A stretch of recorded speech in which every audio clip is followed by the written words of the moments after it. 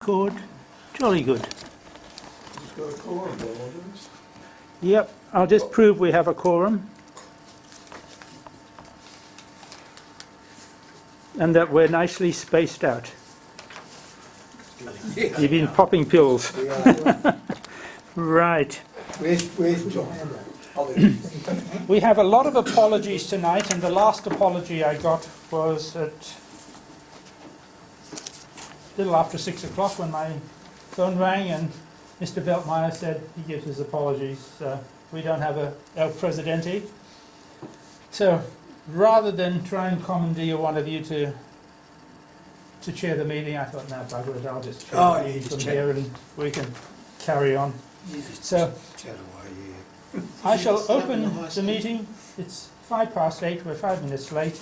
Meeting 1210. So welcome to members and visitors. We have a fair few apologies from John Veltmeyer, David Mee, Matthew Lloyd, Les Carlisle, Frank and Grant Chauvier. Frank's in the Royal North Shore Hospital at the present moment, hoping to be home tomorrow, and Mari Brad. Sorry, who's in hospital? Frank Chauvier is in hospital. He's due to go home tomorrow. He's at the Royal North Shore. So Grant sent me an email saying he had whatever it was, but I've been too busy to look it up on the internet. So it's another problem, you know. Guess it goes with our age. It's not COVID-19. It's something to do with his back, I think, but I'm not sure. We've started a new financial year, so anybody who hasn't paid their dues and is not a life member, pay up. Yeah, I can take it now, or you can pay it online. That's fine. The James Cook medals, you should have all received your gold medal, and I've given some of you a silver medal, so I managed to get some of you to part with a bit of money for a silver medal, so that's good. Our next meeting is here on the 16th of August, and the topic is Europe 1850 to 1900.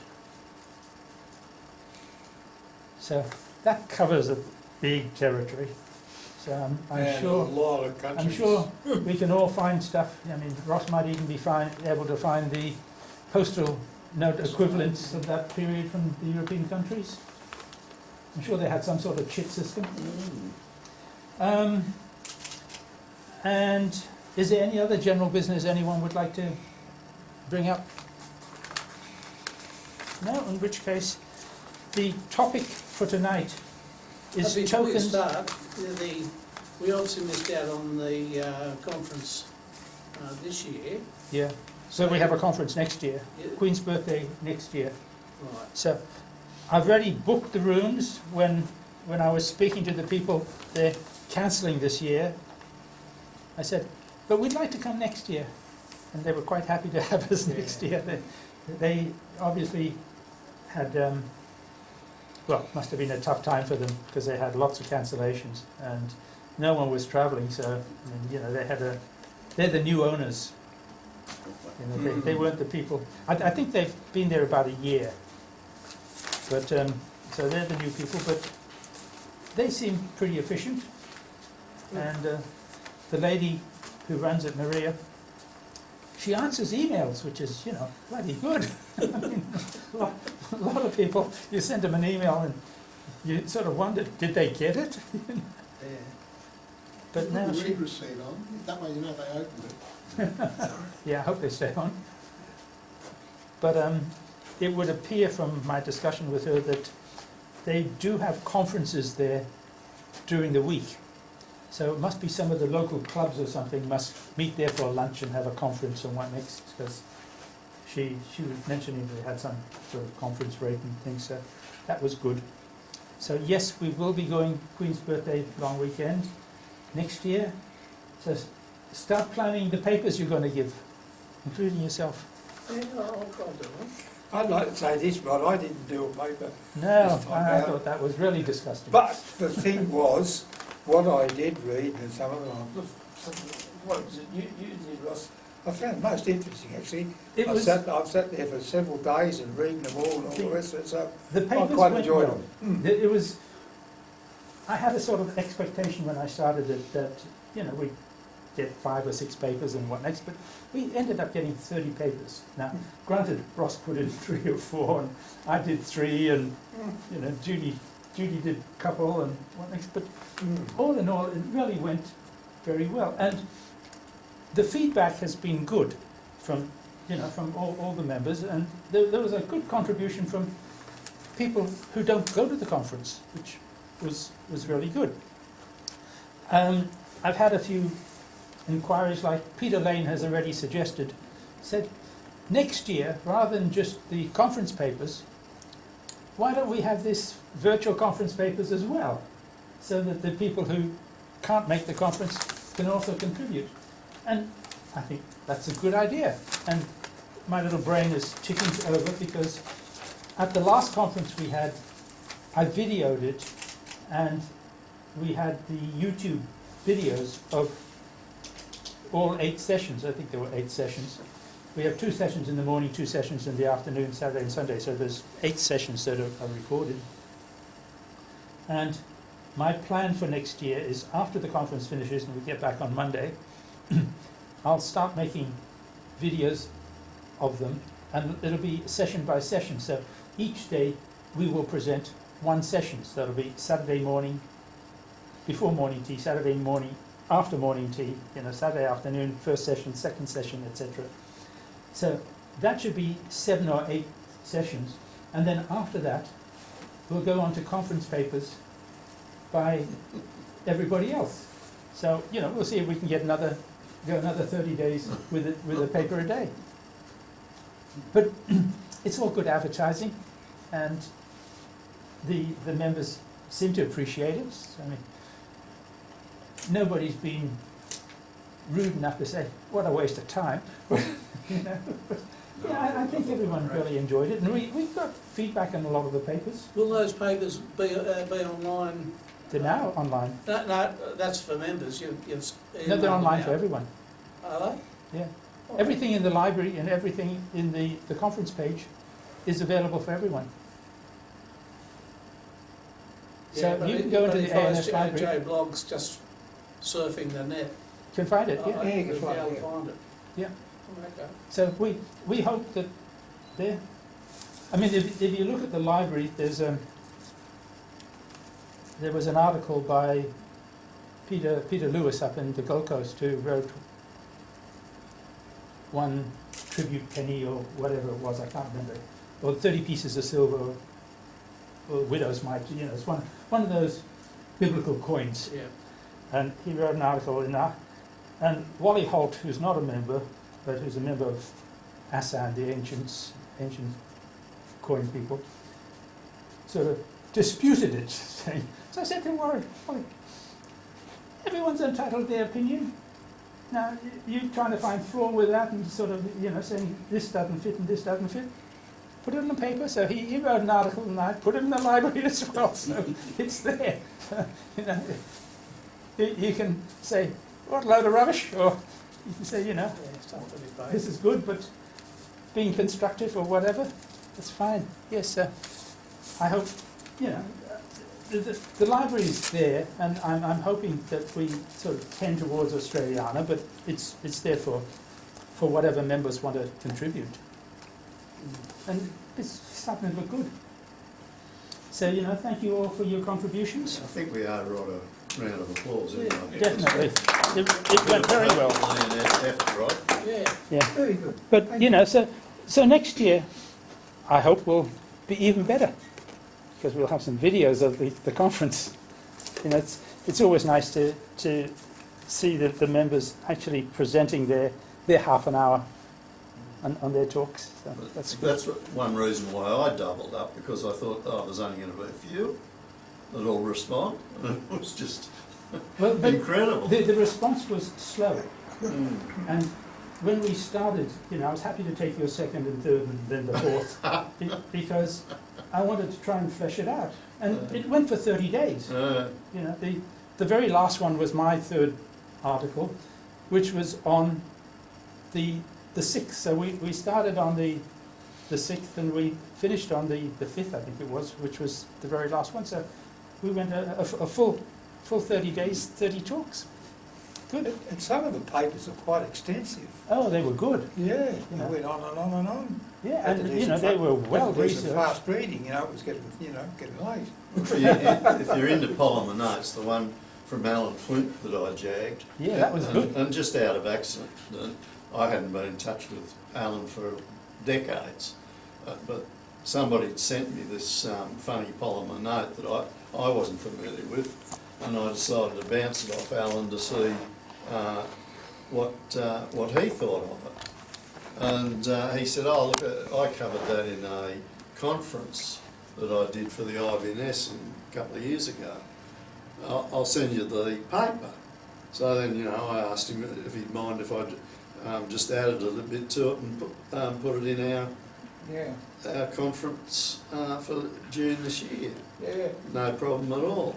That was very good. obliging. But Alan's delivery of it back in 2018 would have been very interesting.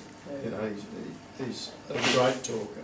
I don't know whether you're familiar with him, but he used to always He used to come to our look conferences. after us at the note printing branch at Craigieburn, whenever we'd call in there. And he's most accommodating. And he gets awfully excited talking about something he knows about anyway.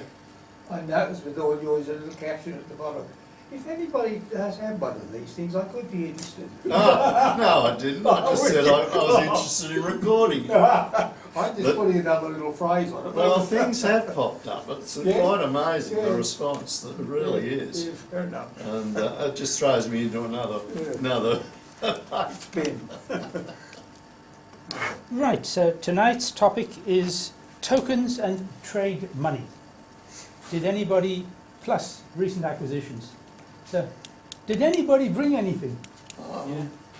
Oh, good. Morris, No, I didn't bring anything, but you can tell us about something. I think I can tell you about something. When I got my notes open. Did anyone hear about the strike at Note Printing Australia? It wasn't that long ago. The workers said that they were not making enough money. Oh, right. In case you didn't realise it, that was my attempt at a joke. Oh, it was a joke, was it? I mean, someone was saying earlier nobody laughed at that joke. Didn't you? Or was it John? That's my contribution for the night. Yeah, fair enough. Note printing. Thank God for that. Just for mine. It's a bit like Ross's paper, he called Making Money. And I'm sure a lot of people saw the title and read the paper thinking it was how to make money, which it was, literally.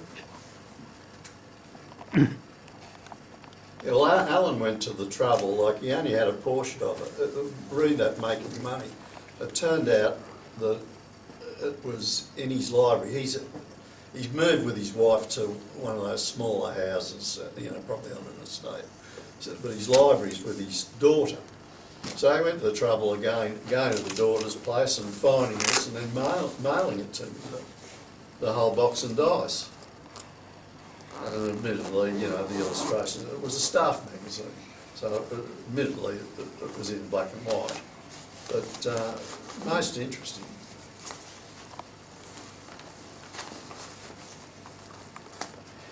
Right, so did you have any other items to show? No? Oh, Hey, well, one joke a month is about my limit. right, okay.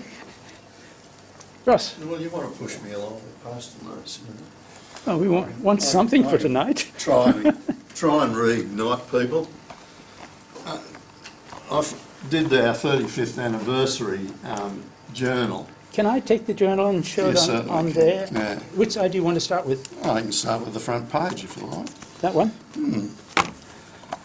And what I was attempting to do with this was just, I'm trying to put things on the cover that then entice people to look at the following journal that comes around to make it interesting. And what this is to do with is how these English notes, they wanted to they wanted to retain, at the start of World War One, that's what these ones are, they wanted to retain the sovereigns and half-sovereigns in the gold in England. So there was an emergency out to release more paper currency. And it went through Parliament that they'd produce ones like these. It was only really what's happened? The lower one, the other one was a trial piece. And that was actually,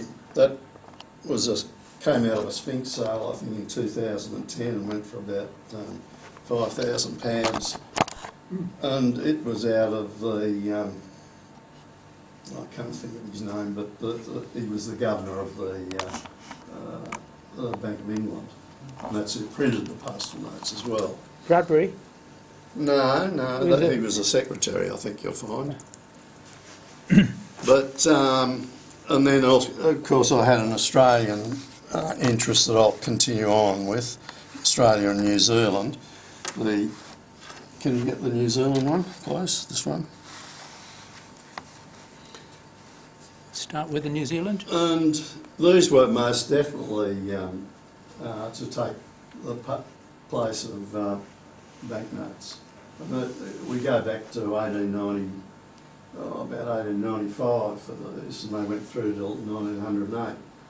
And when I discovered them here in this building originally on microfiche. You know, I'm dialing through, and it never showed the design. It showed the watermark and references to it. Once again, these are items that turned up in Delarue archive sales with Spink in London in about 2005. And there's a £5 and there's also a £1. £1 was designed by a New Zealand guy born in Melbourne that went over to New Zealand by the name of Cousins. But as I say, they're both used as currency. They never turn up in the banknote books on New Zealand. And the latest one, this Andrew Clifford, who released a magnificent book on New Zealand currency, assures me he'll include them if he does a second edition. But what I could never understand is how on earth a post office item could become currency. But what it turned out to be is that the Postmaster General just happened to be the Treasurer of New Zealand as well, and later became the Prime Minister. In between time, I think he went bankrupt too. So they're great tales. So, they really are. So then the other items are the Australian ones, which I try to convince Noble. He's never had these, but I try to convince him that they are early currency too. Now the reason being is there's no validity on them.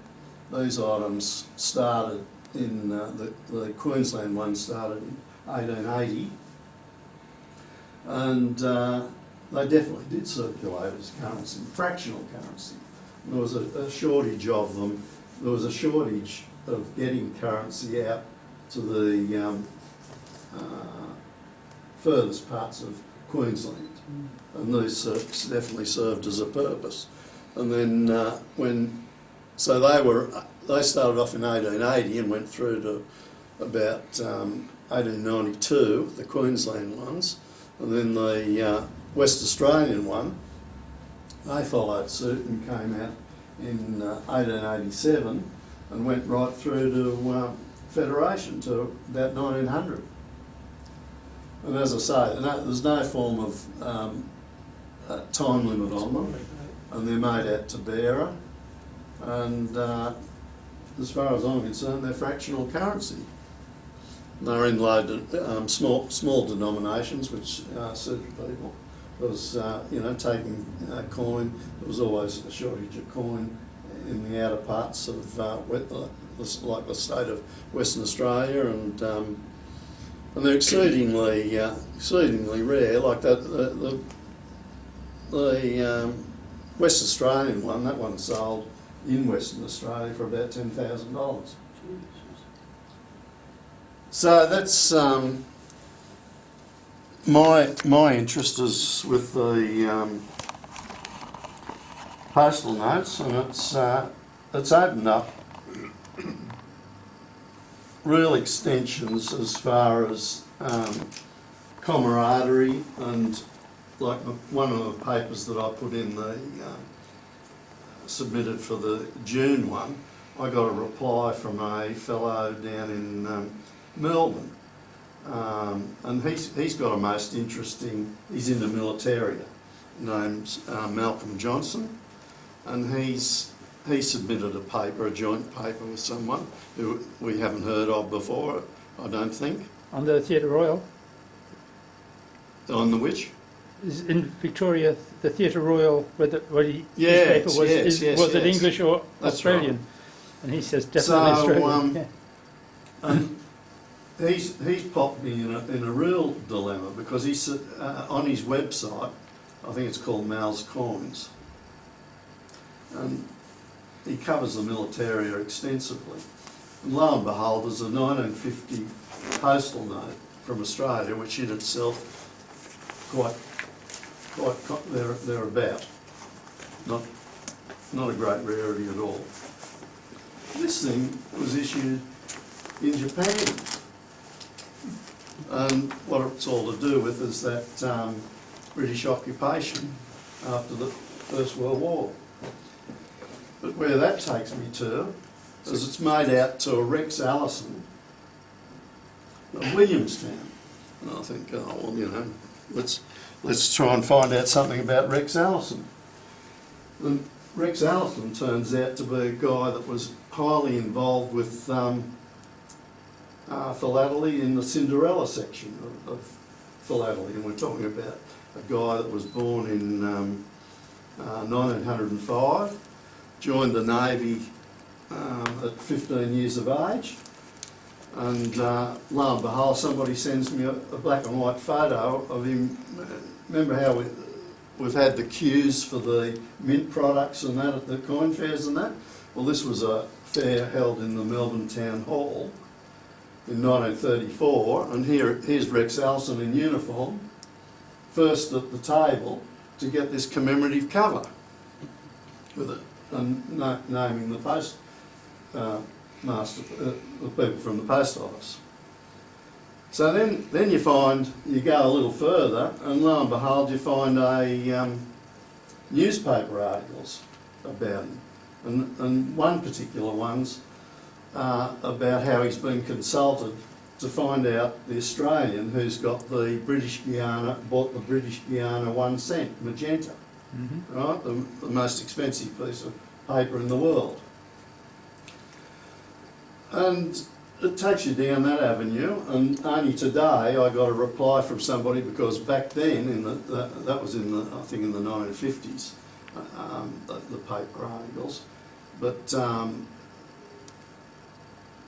it gets you over to somebody that bought one of these 1 cent magentas for about umpteen million, and he turned out to be a fellow in America, of course, you know, probably a mate of Trump's. And so he ended up buying another one as well, so as he could destroy one and only have the only one in the world. And anyway, he died with it, and his wife ended up selling it on, and an Australian collector bought it. It only came through today. As I say, back then it was all hush-hush, and it says in the paper, oh no, we won't divulge who purchased the 1 cent magenta, but it's definitely in an Australian collector's collection. So I went back to a couple of people and saying, David G didn't have anything to do with it by any chance, you know, and no, and it came through today, and I only briefly saw it before I left to come in here, but I've got the name of the gent, and he was an Australian who was a stamp dealer over in America. But there'll be more, but it's just funny the avenues you go down, where it takes you to. Where did you see this today? Sorry? Where did you see this today? Oh, I sent it off to Ken Downey to remind him about his dues because he promised me he was going to renew his membership. And he was going to renew it. He said, I'm sick of you bothering me. I'll renew it for 5 years, but he hasn't. So I thought, this is an excuse to go back to him. I said, do you remember, did your dad know this bloke at all, this Rex Allison? You know, maybe you'd know where his collection was offloaded.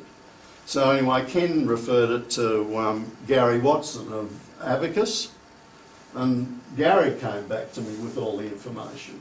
But as I say, it hasn't sunk in. I haven't recorded it properly, but I haven't got only him on the job. I've got another guy, this Martin Walker, in South Australia, because they've found it most interesting too. But as I say, this all came out of the paper that Malcolm Johnson, and he's the one who owns the Post note. So it's of interest to me. It's probably not of great interest to other people, but the way it ties in all these other bits and pieces is fascinating. It really is. Ross, when you were saying about postal notes currency, when I worked for the vacuum oil company, which was back in the 50s, we used to send about 12,000 statements out to service stations and clients, of course, of mobile gas and the like. A lot of the cockies out in the bush, they used to pay and send in their statements with their payment, and they used a lot of postal notes. So we used to have postal notes coming in there, left, right and centre. The smaller ones, obviously, they might give you a cheque for 300 quid or something or other, and back up to sort of 20 with postal notes. So they were order of the day with vacuum oil company back in the 50s. There's no doubt about that. Oh yeah, I think I've said it before, that there was millions more of those printed than all the pennies and halfpennies that you can think of. Millions more of them than all the banknotes. And like, where are they today? There's, you seldom see them, but you know, the number, we've got a membership of about 100, and so that goes out to them. But you know, the Australian members, the membership's about £15, or you can have a PDF one for £5, but it costs them £5 to mail it out to people. So, but we've got plenty of money. We had a benefactor who gave us 50,000 US, so that helps us.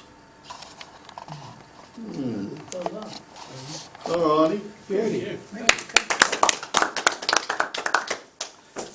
Did anyone else bring in any things on the topic or recent acquisitions? Yeah.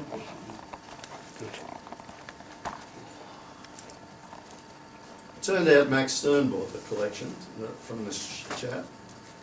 So anyway, we're following up further. I've got two today. Great. My first one is an Aussie.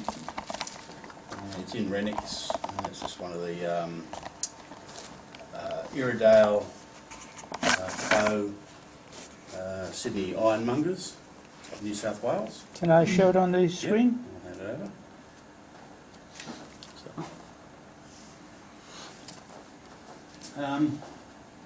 So it's a recent one I've got. They're quite common, but it's not too bad condition. Just about the guy, Lancelot Iredale. He was a convict, sentenced for theft in England and sent over here and arrived in 1816, at about age 27. But being a blacksmith, he was obviously seen as a resource, and he was soon the blacksmith for the colony at Penrith. And he was released, became a free man after 4 years in the colony, and he stayed.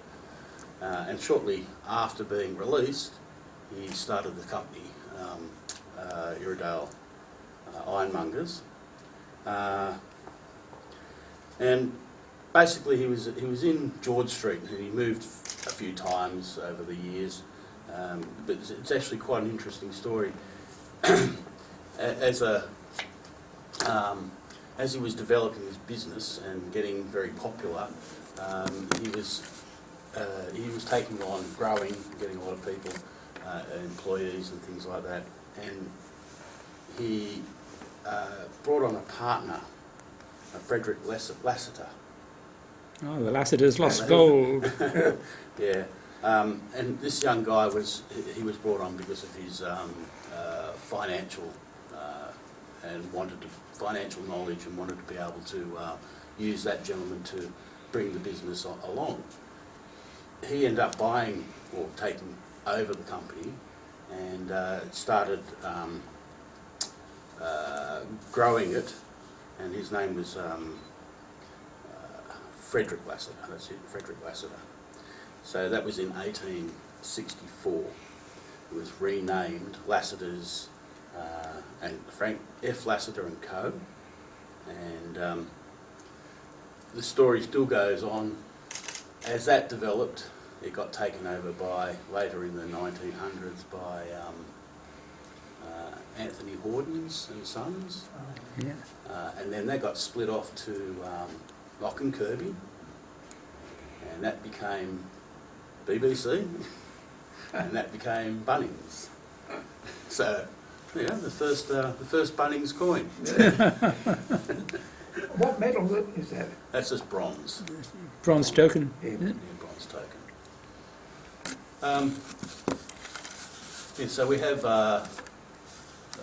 Justice. That's Justice on the with the scales. There are about 6 of those different dies that we used, and the way you can tell is from the height of the scales in reference to the letter A. They either are above the A, the middle, below the A, and there's a few other ones where the letterings are slightly different heights. So there are 6 of those, and there's one version of this which has got Britannia on it. But the wording on this side is always the same. So this is a penny token, but It's a what, penny did they make a halfpenny as well, or No, no silver? They only produce one penny token. It's interesting. The company itself was registered, and it's debatable, but it was either first or second company that was registered in Australia in 1820. After, back in New South Wales. Oh, I don't know. When was that? When was that registered? 1879. 1924 or so, wasn't it? 1879. 17. Yeah. 1817. It was one of the first anyway, in 1820. The Australian Agricultural Company. Right, my second one, I don't have a lot of information on it, but this is, I suppose, loosely linked. That being ironmongers. This one is the Paris 1937 exhibition, and this one is just Autocycles. an aluminium smelters, I suppose the exhibition on aluminium products and what you can make out of it. It was actually the sculptor or the engraver was Pierre Alexander Morlon, and he was the designer and engraver for all of the French coins in the 40s and 50s. You can actually see down in the bottom left-hand corner his name is there actually engraved, Morlon. Down there, is it? You can read it. So he was the engraver for all the if you see the French 1947 coins that are in aluminium and bronze, his name is he's the engraver for it. Yeah. That's it.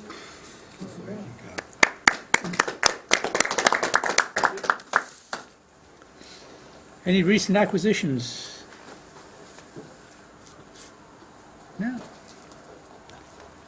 Anyone like to talk about anything else before we go and have a cup of tea? Well, don't boil the kettle, Yeah. for starters. Okay. We've got 2 minutes till the kettle boils. Yeah. Oh, we don't need one kettle tonight, I don't know. I will say, yeah. Yeah. Quick night tonight. Question. Those tokens, did they have a penny's worth of metal in them? Those probably would. So if they had a penny's worth of metal in them, how did the people that struck them, tradesmen that struck them, make money out of it? I think They- they were more for advertising, to be honest. Yeah. But they are a token. The Uh, around that period though, that the was done in the Birmingham. pennies were the cartwheels.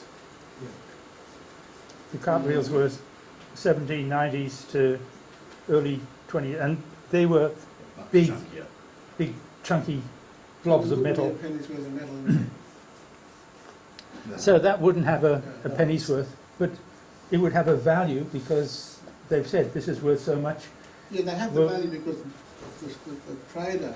Will accept it for goods Yeah, worth that's that. the same as the whole dollar was worth 5 shillings. We know there's only 4 shillings worth of silver. Yeah. But the metal value would be less. Yeah. Didn't the token issuer was the one who would guarantee to buy them back for the face value, and that's allegedly why they were penny tokens, and he was guaranteed to buy them back. Yeah. Well, that's like the original banknotes too. They weren't money. They were just, you could go and get a sovereign for a pound note. Yep. Allegedly, there was gold to the value of the issued notes in the Australian vaults to the value of the banknotes issued, Yeah, right. allegedly. Of course it would be true. Well, it's like today, you know, with your $100, they'll guarantee you $100.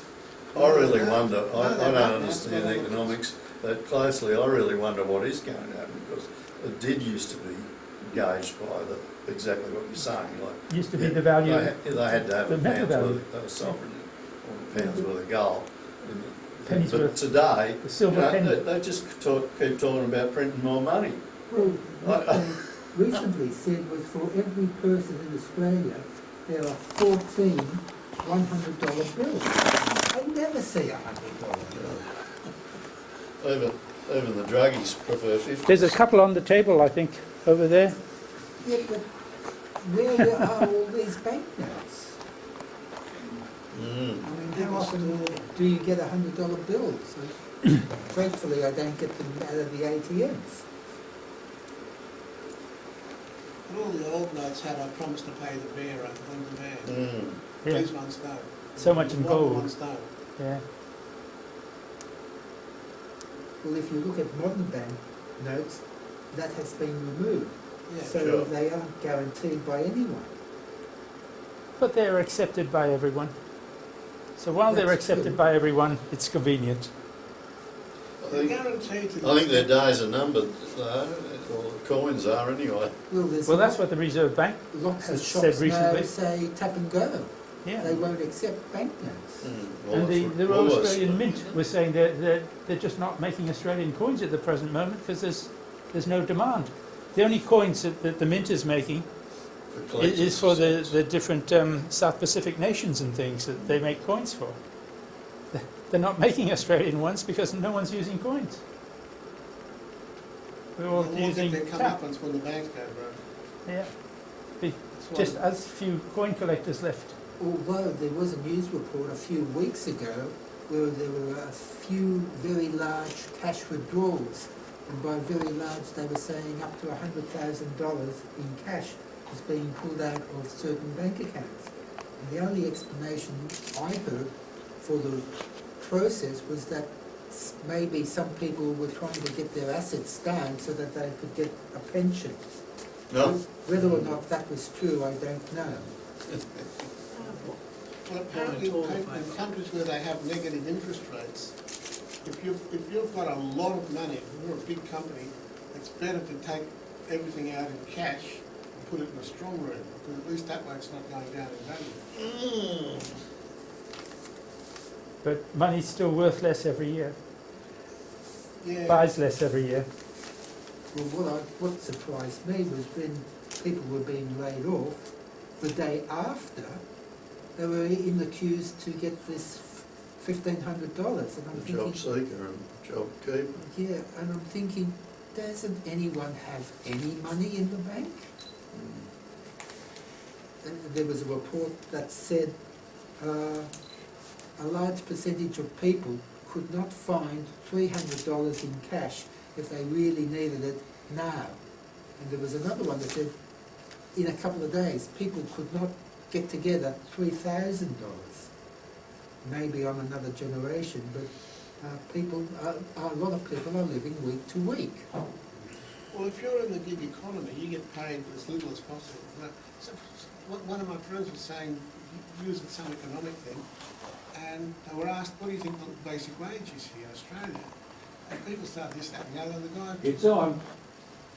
It's amazing how long they take to do it when you want to do quickly. God, it goes. Come and have some tea and coffee. Anybody wants no basic wage in Australia Tea, anymore. coffee, Tea and coffee, and then we'll have an early auction.